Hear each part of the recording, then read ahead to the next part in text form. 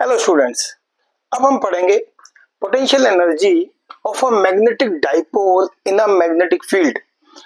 हमने पढ़ा, ऑब्वियसली आप पोटेंशियल एनर्जी क्या होता है? Energy possessed by some substance due to its position, ये हमारा पोटेंशियल एनर्जी होता है। ठीक है। काइनेटिक एनर्जी क्या होता है? जब वो एक मोशन में होती है। तो अब ये एक पोजीशन पे है। हमने एक लास्ट टॉपिक पढ़ा कि मेरा टॉर्क कैसे बनता है मैग्नेटिक डाइपोल मोमेंट में। तो यहाँ क्या होगा, जो energy possessed by the dipole, यानी कि अगर मैं किसी मैग्नेट, मान लो this is a bar magnet, और इसको मैं मैग्नेटिक फील्ड में रख लेता हूँ। यहाँ मेरी मैग्नेटिक फील्ड है और ये बार मैग्नेट ऐसे रखा है मेरा, ये नॉर्थ पोल है, ये साउथ पोल है, ये मेरा नॉर्थ पोल है, ये टिप, ये साउथ पोल है। अगर मैं इसको ऐसे किसी एंगल पे रखता हूं तो ये एक ऐसी एनर्जी पोजेस करेगा due to the uniform magnetic field lines कि इट विल स्टार्ट रोटेटिंग। ये एक एंगल थीटा पे है, it will start rotating in the clockwise direction. ये ऐसे मूवमेंट मेरा करने लग जाएगा। सो एक मूवमेंट जो है मेरा क्लॉकवाइज डायरेक्शन में मूवमेंट शुरू हो जाएगा अगर वो मेरा मैग्नेटिक फील्ड में कोई मैग्नेटिक डाइपोल मूवमेंट रखा है, जिसकी m मेरी पोल स्ट्रेंथ है नॉर्थ और साउथ पोल पे, और 2l मेरी लेंथ है, जिसको हम m से डिनोट करते हैं। मैंने पढ़ा, हमने ये देखा कि एक टॉर्क जो होता है वो होता है फोर्स इनटू परपेंडिकुलर डिस्टेंस, और उसको मैं रिप्रेजेंट करता हूं mb sin थीटा से।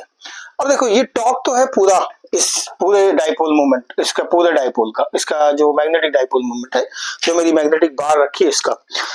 अब हमें निकालना कि ये एनर्जी कैसे पोजेस करता है, कैसे इसमें एनर्जी मेरी लगती है। तो एनर्जी को लेट्स डिनोट, बिकॉज यहाँ पे कुछ एनर्जी होगी, तो let's denote this by small work done which is being done by the magnetic dipole moment.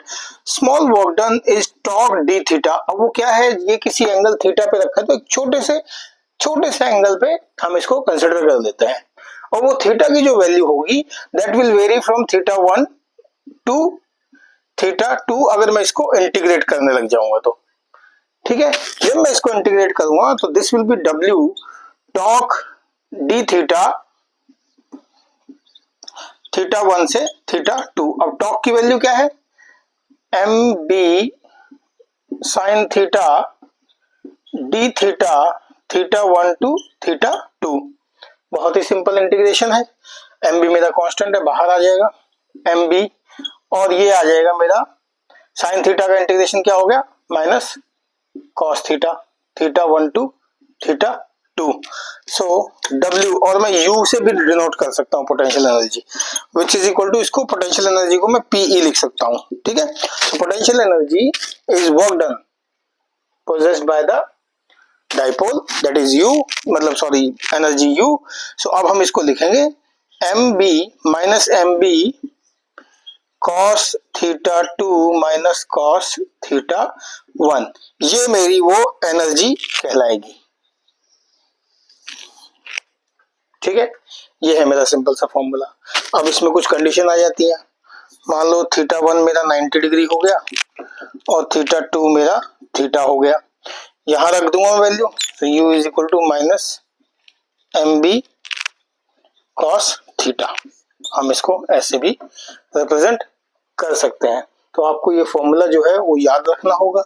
इस फॉर्मूले के बेसिस पे क्वेश्चंस आ जाते हैं, मल्टीपल चॉइस में भी आ जाते हैं कि कितना पोटेंशियल एनर्जी पोजेस कर रहा है डाइपोल मोमेंट अगर मेरा इतना एंगल पे वो रखा हुआ है, और मेरी फील्ड स्ट्रेंथ इतनी है और डाइपोल मोमेंट मेरा इतना दिया हुआ। हो सकता है वो मैग्नेटिक m जो स्मॉल वैल्यू है m की, क्योंकि मुझे पता है m, कैपिटल M क्या है, स्मॉल m इंटू 2l, तो इनकी फॉर्म में भी वो आ सकता है। तो आपको पहले m निकालना पड़ेगा, m निकालने के बाद फिर उसकी वैल्यू यहाँ पुट करके b के साथ यहाँ वैल्यू निकालेंगे, तो आपको पोटेंशियल एनर्जी निकालना होगा। बहुत ही सिंपल क्वेश्चन इसके ऊपर आएंगे जो आप कर पाएंगे।